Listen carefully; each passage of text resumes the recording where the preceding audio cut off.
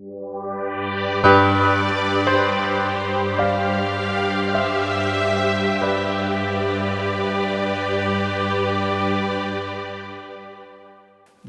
Holly Yanco is a distinguished university professor, professor of computer science, and director of the New England Robotics Validation and Experimentation Center, or NERV Center, at the University of Massachusetts Lowell.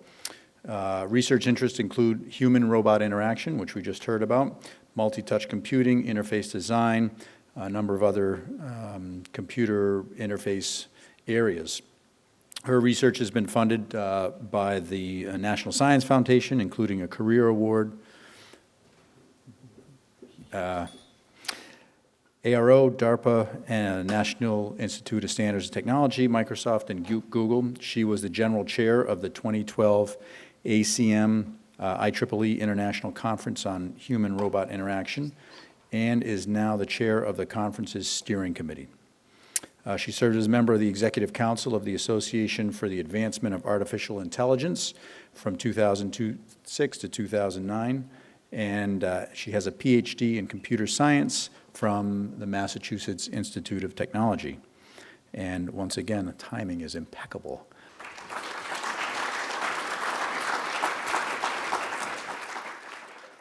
So my charge is to talk to you about robot testing. I also have a number of projects in my lab that we're developing new robot systems. But I'm going to talk to you today about testing robots. There's actually a robot testing ecosystem here in Massachusetts. So at the old Fort Devens, they have the interoperability playground that's being developed. Joint Base Cape Cod now has a place that you can go and fly your UAVs through New Air. And we have the NERV Center up at UMass Lowell. So I like to think about the NERV Center as a 10,000 square foot robot skate park. And so you can bring in your robots and we can rain on them, we can put them through water, we can build all sorts of stuff to really try to break your systems. It's our goal in life at the NERV Center. So some of the stuff that we have at NERV, what you'll be seeing here is a robot climbing the stairs. This is from ARA Associates, and it's the Point Man. So they actually have a robot that goes end over end up staircases, and we have staircases of varying degrees. So you can go 30 degrees, 35, 40, 45 to see how your robots can do a different steep staircases. We can carpet them, we can put wood on them, we can put diamond plate on them. There's all different things that we can do with those stairs. We can also have you traverse them while they're wet. Oh, there's no way. There you go. It's going end over end. The camera is in the tail. Otherwise, you'd get remarkably motion sick driving this robot. So when they're looking, they can actually look through the tail as they go up and down those stairs. This is a robot called MTIGR from Roboteam, which is an Israeli company, but also has a presence in the US. And we have a number of ways to test how well your robots can do manipulation, both with weights, towing objects, placing objects into PVC pipes. A lot of what you're seeing here with our test courses were developed by the National Institute of Standards and Technology, and we have replicas of those. We also do quite a bit of research with NIST that I'll talk about in a little bit. We can make your robots wet. Water and robots don't often go well together, but in this case, here with the iRobot SUGV, they can go through the fording basin, the splash pools, and into the wet area that can rain on your robots. And the fording basin and the splash pools, we designed them in collaboration with the Army. They actually have these down at their SUGV course in Aberdeen, although ours are twice as long and twice as wide at their recommendation. Why do we rain indoors? Well, 6 months out of the year, it's pretty much not a good place to go outdoors around here. So here's the SUGV going up our wet ramp, and we have the ability to set this all the way down to 10 degrees or up to 45 degrees to test people's ability to drive their robots over a wet area that can be very slippery as they go up and down it. The architects came to our first opening and they looked at it and they go, now we get it, because they never understood why we wanted fire sprinklers that would go on when there was no fire. So this is why we do that. We've had requests to put mud in this area, which we'll do, but you have to rent out a week to put mud in. We're also working with NIST to develop training methods for bomb squad members. In particular, what we're looking for is creating low-cost methods that we could actually have in those fire stations, have in those state police stations, where people can do testing and training themselves during times when they don't actually have calls. So we're looking for very low-cost methods that will actually see how well individuals can use them. And in fact, one of the things we're looking for is all of the NIST methods to date have really been testing expert users. So let's say that Kinetic or iRobot wants to test their robot systems. They send them down to DC, or they can send it to the NERV Center, and we say, give us your best user. So what we're really getting there with these robot manufacturers is a top-level performance. Now, when you get a brand-new bomb squad member, a brand-new fireman, or brand-new policeman to use these, they're not going to be using them as well as your best operator from iRobot or Kinetic. So we're trying to find out how long does it get to that same performance, and is there a gap between what the best people can do and what your average firefighter can do. We're also looking at developing methods for testing basically AGVs or autonomous robots in manufacturing environments. So when you go on a manufacturing floor, sometimes these manufacturing floors have to stay exactly the same all the time, but that's not really what we want to have in a manufacturing floor. We want to be able to have carts that move around, and certainly we just heard about this from John. So if you had things that moved around, you want to be able to make sure that your robots can get around them safely.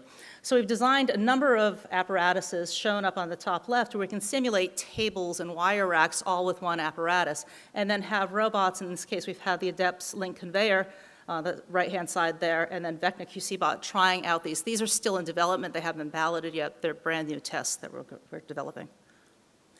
We also do custom testing, so these are not NIST standards at all, but there's a startup company called Bounce Imaging. They basically have a small ball with a number of cameras in it, and they throw it in. So rather than having to send in a police officer or even a robot, you can throw in a rather inexpensive ball of cameras to actually get a 3D view of what's there before you send people in.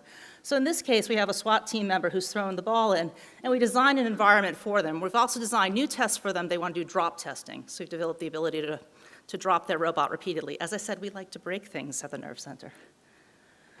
We also use it for student projects. This is a rover that was developed at University of Massachusetts Lowell called the Rover Hawk. Our mascot is the River Hawk. We're very clever. So you can see it going through our sand pit. Another thing that doesn't function as it's intended to here in New England, sand doesn't act like sand in the wintertime. Here's it going up and down the splash pools. It wasn't actually designed to be in water, but it was a 30-degree incline, which is one of the metrics that they had to hit. We actually had sand here to use. It's 10 inches deep, and then we went down to Johnson Space Center, and the sand they have is like talcum powder. So we're using masonry sand, but what they had there was very different, although they had still been able to test and get a long ways there. We developed this between January and May, so it was a pretty snowy winter. We wouldn't have been able to do a lot of outdoor testing for that. We also use it for other research. This is a DARPA-funded project that's actually joint with Boston Engineering. And so in this case, we're looking at what are all the parameters that influence how people control robots? What's the science of human-robot interaction? It's really been much more of an art to date. So we were able to set up a number of different maps within the Nerve Center. And then we actually sent people off to test drive robots. So we bring people in to drive robots. And what I wanted to show with this video here is not because this particular experiment is all that exciting, but because it shows our camera system that we have in the Nerve Center. So we're able to record these quad views. We can show your operator. We can switch between those cameras as your robot moves throughout the center. And it's fully instrumented with 40 cameras throughout the center. We've also tested Margo, which is a telepresence robot that was developed in my lab. This is a Vigo robot, now owned by Vecna, that was made more autonomous. So think about it as maybe approaching iRobot's Ava, but for a lot less of cost. So when you have somebody who needs to drive a telepresence robot, they have to actually take it everywhere. You have to actually radio control the robot every place you want to go. My graduate student, Kate Sui, who had developed this, wanted it to be for people who have both cognitive and physical disabilities, to let them go to museums and go to places they might not have been able to go otherwise. So she needed to instrument it with a lot more autonomy. We also do a lot of testing outside of the Nerve Center. So at the DARPA Robotics Challenge, both the trials and the finals, I led a team that was doing the human-robot interaction evaluation there. We may or may not have watched WPI's team. We're also doing other evaluation. We are currently the test and evaluation provider for DARPA's Fast Lightweight Autonomy program. And in that, there are the DJI E450 airframes, also called the flame wheels. They're about 30 inches from tip to tip of the rotor tip. Those are 12-inch blades. And the idea of this is that a drone should be able to be deployed from the hood of a Humvee, go a kilometer downrange, go through a building, come back and provide the recon.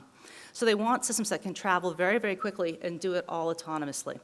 So in our first test we're designing is actually a warehouse environment. Think of your Home Depot, except that we're building it all out ourselves. We're actually doing this in a former F-15 hangar down at Joint Base Cape Cod. These are many of our users and collaborators, and of course, our sponsors. Thank you.